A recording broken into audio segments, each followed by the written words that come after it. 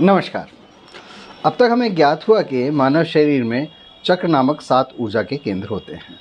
इनके अतिरिक्त गांठ रूपी 3 महत्वपूर्ण बिंदु होते हैं। ये ब्रह्मा ग्रंथि, विष्णु ग्रंथि तथा रुद्र ग्रंथि के नामों से जाने जाते हैं। ये ग्रंथियाँ एक प्रकार के ताले हैं जो चक्रों में संचित ऊर्जा के प्रवाह को बाधित करती हैं। ये ग्रंथियाँ न केवल हमारे शारीरिक स्वास्थ्य को प्रभावित करती हैं, अपितु हमारे मानसिक और आध्यात्मिक उन्नति में भी एक महत्वपूर्ण भूमिका निभाती हैं। इन ग्रंथियों को सक्रिय करने से हमारे को एक संतुलित, सकारात्मक और आध्यात्मिक प्रगति की प्राप्ति होती है। इन ग्रंथियों को खोलने और सक्रिय करने के लिए कई विधियां हैं, जैसे कि योग, ध्यान, प्राणायाम और तंत्र साधना। इन विधियों के माध्यम से कोई भी व्यक्ति अपने शरीर में संचित ऊर्जा के इन केंद्रों को जागृत कर सकता है तथा आध्यात्मिक शांति को प्राप्त करते हुए अंततः आत्म उद्धार को प्राप्त कर लेता है।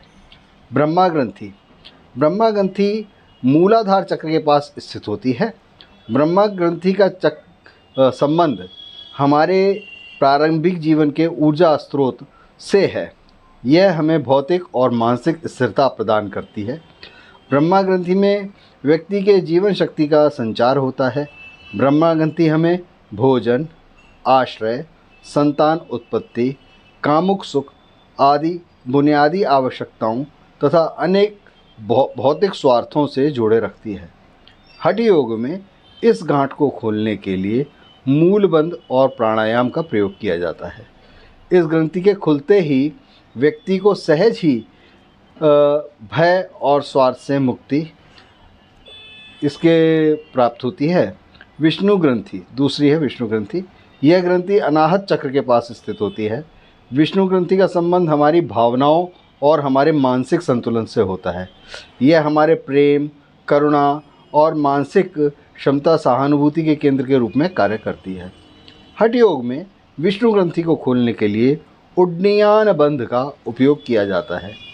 यह प्राण, अपान और समान वायु को एक साथ जोड़ता है। यही कुंडलिनी ऊर्जा को चेतना के अगले स्तर तथा अनाहत चक्र में जाने की अनुमति देता है। तृतीय है रुद्र ग्रंथि। यह ग्रंथि आज्ञा चक्र के पास स्थित होती है। रुद्र ग्रंथि का संबंध हमारी आध्यात्मिक जागरूकता, बुद्धि, शुद्धता, संतुलन, सद्भाव, रचनात्मकता और सकारात्मकता से होता है। यह ग्रंथि हमारे आंतरिक दृष्टिकोण और आत्मज्ञान के केंद्र के रूप में कार्य करती है। यह हमारी सूक्ष्म दृष्टि और उच्चतम चेतना को जागृत करने में सहायता करती है।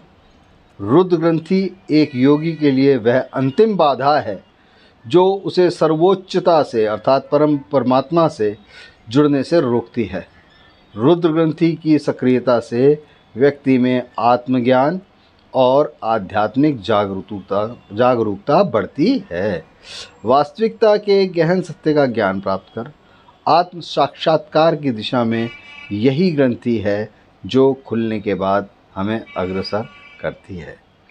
ग्रंथि बंधनों को खोलने की कुछ विधियों को मैं बहुत ही संक्षेप में आपके सामने प्रस्तुत करूंगा। अधिक जानकारी हेतु आप और अन्य बहुत सारे ऐसे स्रोत हैं जहां से इसको विस्तार से जान सकते हैं। सबसे पहला है मूलबंध। इसके अनुसार हम हमारी ब्रह्म ग्रंथि को खोल सकते हैं। इसके उपरांत आता है हमारे लिए जो विष्णु ग्रंथि है उसके लिए वह है प्राणायाम।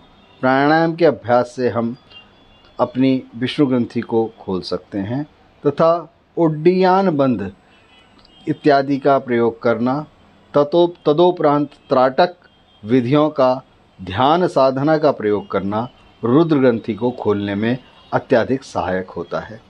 तो इसके साथ ही मैं अपनी वाणी को यहीं विराम देता हूँ।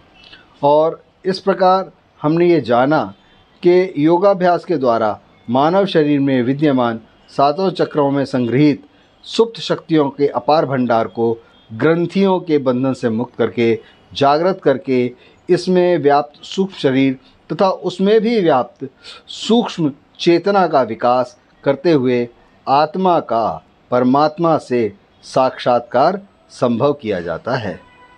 आत्मोद्धार, जिस विषय के ऊपर हमने ये सारी श्रृंखला आरंभ करी है, का यह एक अत्यंत ही सरल मार्ग है।